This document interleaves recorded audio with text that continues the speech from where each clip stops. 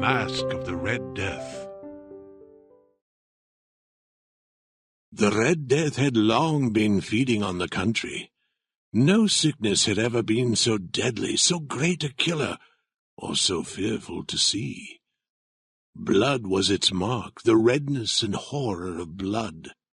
There were sharp pains and a sudden feeling that the mind was rushing in circles inside the head. Then there was bleeding through the skin, though it was not cut or broken. And then death. The bright red spots upon the body, and especially upon the face of the sick man, made other men turn away from him, afraid to try to help, and the sickness lasted from beginning to end, no more than half an hour. But Prospero, the ruler of that land, was happy and strong and wise. When half the people of his land had died, he called to him 1,000 healthy, happy friends, and with them went far away to live in one of his palaces. This was a large and beautiful stone building he had planned himself. A strong, high wall circled it. This wall had gates of iron.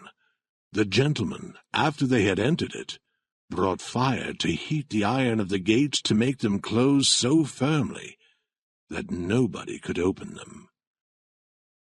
Here they could forget the sickness, the Red Death.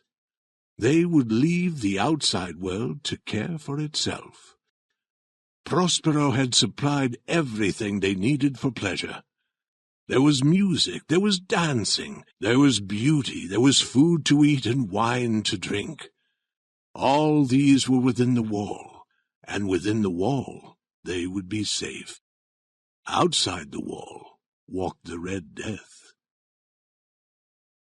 It was near the end of their 5th month there that Prospero asked his friends to all come together for a dancing party, a masquerade. Everyone was asked to come dressed in fine clothes and with his eyes, or perhaps his whole face, covered by a cloth mask. It was a scene of great richness, that masquerade. There were 7 rooms in which Prospero's friends danced. In many old palaces, the doors can be opened in such a way that rooms like these 7 can be seen all at the same time. In this palace it was different. Little more than one of them could be seen at one time. There was a turn every 20 or 30 yards. To the right and left, in the middle of each wall, was a tall pointed window. The windows were of colored glass, of the same color that was used in each room. The first room had blue cloth hangings on the wall, and blue were its windows. The second room had wall hangings of that blue-red known as purple, and here the windows were purple. The third was green, and so was the glass of the windows. The fourth had hangings and windows of yellow, the 5th of white, the 6th of violet. But the 7th room had hangings on the walls made of a rich soft cloth which was black, black as night. And the floor, too, was covered with the same heavy black cloth. In this room the color of the windows was not the same. It was red, a deep blood color. All the rooms were lighted through the outside windows. The resulting light was strange indeed, as it colored the shapes of the dancers. But the light that fell on the black hangings through the blood-colored glass was the most fearful of them all. It produced so wild a look on the faces of those who entered, that there were few of the dancers who dared to step within those dark walls. In this room stood a great clock of black wood. Gently it marked the seconds as they passed, and when it was time to mark the hour, the clock spoke with a loud, clear voice, a deep tone as beautiful as music, but so strange that the music and the dancing stopped, and the dancers stood still to listen. And then, after another 60 minutes, after another 3,600 seconds of time, of flying time the clock struck again, and the dancers stopped as before. Nevertheless, it was a happy and beautiful masquerade, and you may be sure that the clothes the dancers chose to wear, their costumes, were strange and wonderful. The dancers looked like the forms we might see in troubled dreams, and these, the dreams, danced softly through the rooms, taking the color of the rooms as they moved. It did not seem that their steps followed the music, but that the music rose from their steps. But into the seventh room the dancers do not go, for the red light coming through the windows and the blackness of the wall hangings make them afraid, and he who enters hears more deeply the striking of the great black clock. But the other rooms are crowded, and in them beats hotly the heart of life, and the dance goes on, until at last the clock begins to strike 12. Again the music stopped. Again the dancers stood without moving, while the slow striking sound continued. Before the clock was quiet again, many in the crowd saw that in the first room, the blue room, there was a masquerader who had not been seen before. As they talked softly to each other about him, a feeling of surprise spread through all the dancers. Then a feeling of fear and sickening horror. In such a group as this, only a very strange masquerader could have caused such a feeling.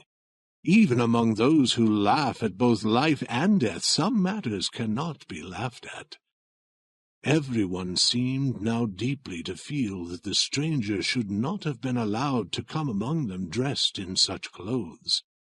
He was tall and very thin, and covered from head to foot like a dead man prepared for the grave. His mask which covered his face, or was it really a mask? The mask which covered his face was so much like the face of a dead man that the nearest eye could not see the difference. And yet all this might have been acceptable, but the masquerader, whom no one knew, had made himself look like the Red Death itself. His clothes were spotted with blood, and the mask over his face was covered with the terrible red spots, or perhaps it was indeed his face. When Prospero looked upon this fearful form, he was at first filled with terror, and then with anger. "Who dares?" he cried. "Take him! Seize him! Pull off his mask so we may know who we must hang at sunrise!" Prospero stood in the blue room when he spoke these words. They sounded through the 7 rooms loud and clear. At first, as he spoke, some of the dancers started to rush towards the strange masquerader, but they stopped, afraid, and no one dared to put out a hand to touch him. The stranger started to walk towards the 2nd room. He passed within a few feet of Prospero, who stood still, surprised. And while the dancers moved back from the center of the room, the stranger moved quietly, without being stopped, with a slow and measured step through the blue room to the purple room, through the purple room to the green room, through the green to the yellow, through this to the white, and then to the violet room. As the stranger was entering the 7th room, Prospero suddenly and angrily rushed through the 6 rooms. No one dared to follow him. He held a sharp knife high over his head, ready to strike the stranger.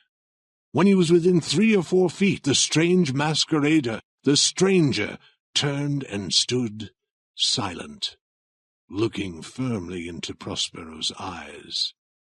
There was a cry, and the knife dropped shining upon the black floor, upon which a moment later Prospero himself fell, dead.